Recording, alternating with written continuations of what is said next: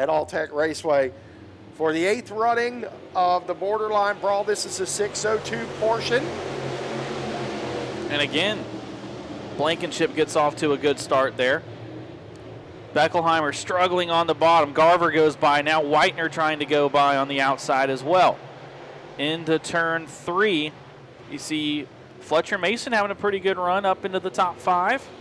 First time by, it's going to go to Blankenship. Yeah, I'm kind of watching around the middle of the pack right here. Mason's having a good run. Bubba rolling right there. Whitner was a rocket ship early on in his heat race. Right now, rolling around in about the 3rd position. Meanwhile, out front, car number 17, Parker Blankenship is leading the way. Jason Garver right there. And Whitner, you see him rolling around in that 06 car.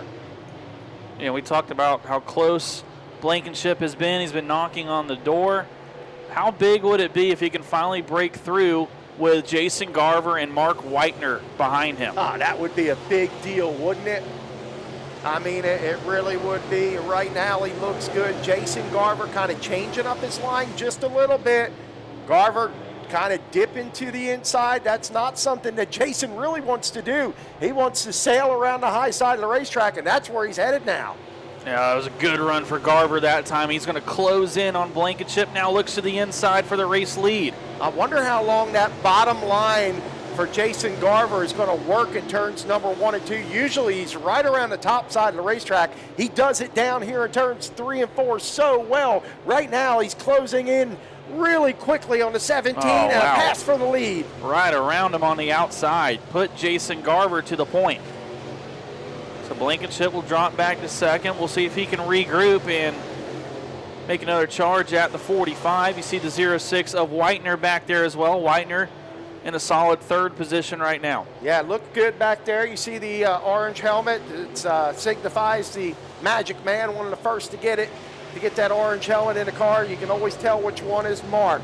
Looking through the field right now, the 515 of Bubba rolling to the inside of Fletcher Mason. Fletcher having a great run here tonight. Yeah, they're battling for 4th right now. And Rolling's going to try to take it there on the inside. Yeah, but Mason's going to fight back. Yeah, Fletcher Mason will dig back down to the bottom side of the racetrack.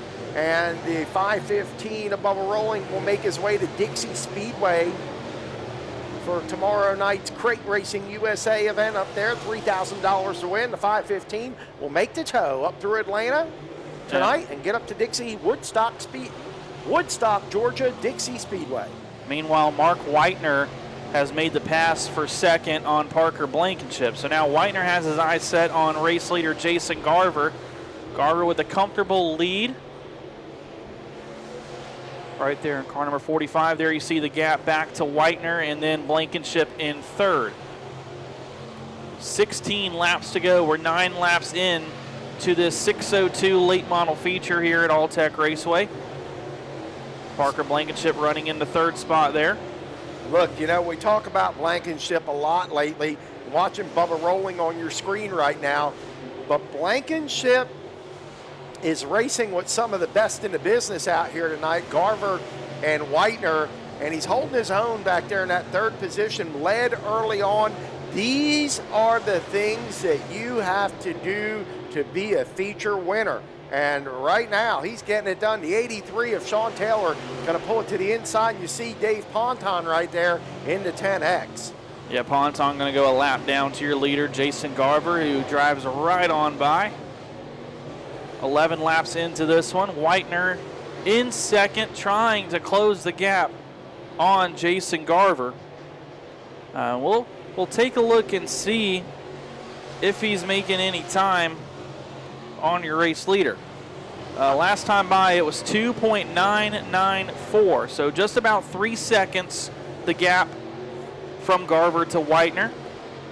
And Whitner was really fast in his heat race. And you know, sometimes when you're really good in your heat race, you make the decision to not work on the car, and sometimes that's the wrong decision. I don't know what decision they made, and I'm not a crew chief, so I can't tell you what they did.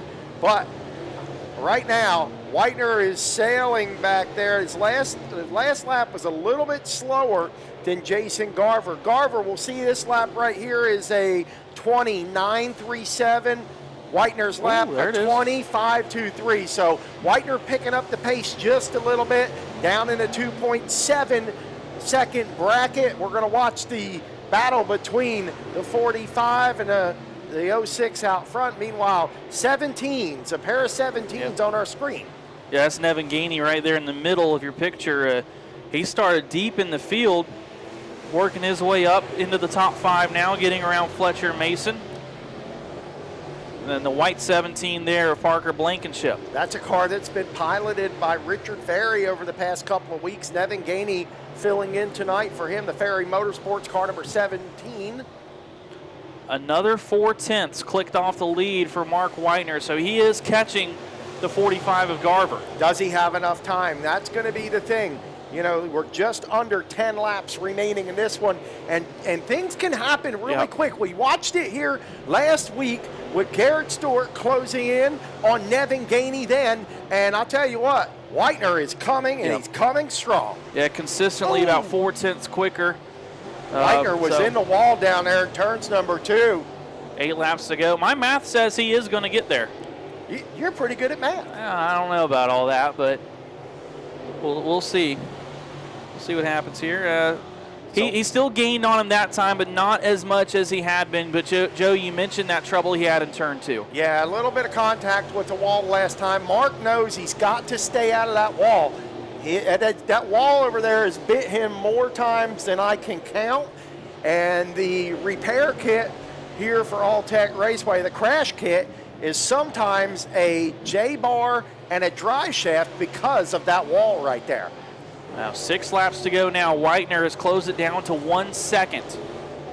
One of the nice things about watching these two is they have raced together for years and they're comfortable with each other. So we could come down with a good side-by-side battle here to close this one out. But right now, Jason Garver leads the way.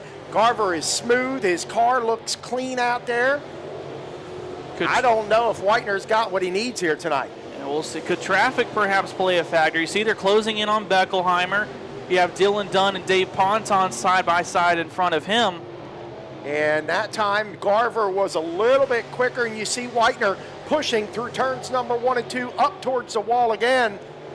Yeah, Whitner got down to about that 1 second mark, and it's kind of evened out from there. Now just 3 laps to go, and you're right, Joe.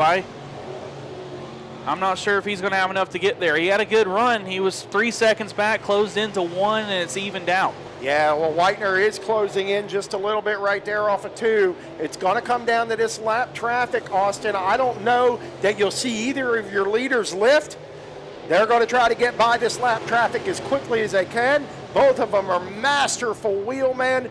How about Garver? He picks up Ponton right at the right spot, does away with him. Now, he's held up behind the 11 car. Whitner is yet to pass Ponton. Look at the 45 of Garver down low, slides up in front of car number 11. He'll catch the white flag. 1 lap remaining, and Whitner is right there. Now this is what Whitner needs. He needs Beckelheimer to slow Garver up. Oh, but now he's going to get between the two, and that might be all she wrote for Jason Garver. Final time through 3 and 4. Whitner still having to deal with the traffic of Beckelheimer. Off turn number 4, Whitner about put it in the wall, but Jason Garver grabs the win here in the 602 late models.